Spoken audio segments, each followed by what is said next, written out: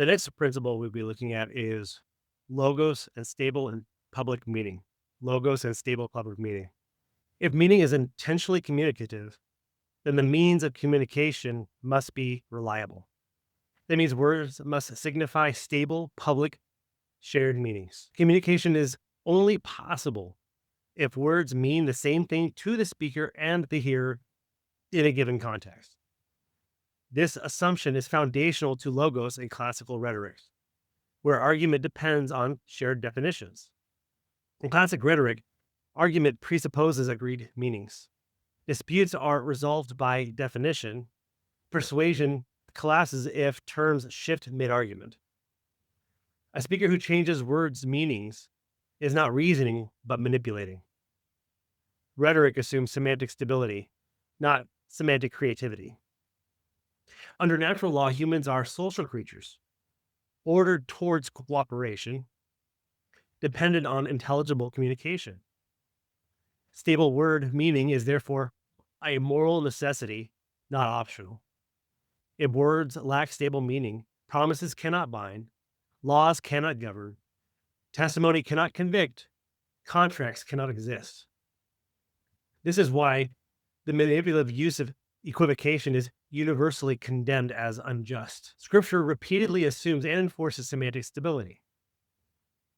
In 1 Corinthians 14:8, it says, if the trumpet makes an uncertain sound, who will prepare for battle? Action requires recognizable meaning. When Christ said, let your yes be yes and your no be no, in Matthew 5:37, we see that words must reliably signify commitment or denial. In Amos, where it reads, how can two walk together unless they are agreed? In chapter 3, verse 3, agreement presupposes shared meaning. None of these make any sense if words are fluid or private. When words lose stable meaning, justice collapses. One cannot be judged by unclear or shifting terms. Authority collapses. Commands lose binding force. Truth collapses. Disagreements become a power struggle, not reasoned debate. Semantic instability is therefore a moral failure, not merely a linguistic one. The principle of stability of meaning excludes redefining words to win arguments, ideological re-engineering of language, or semantic inflation, such as redefining justice, love, violence, or truth. Scripture explicitly condemns such practices.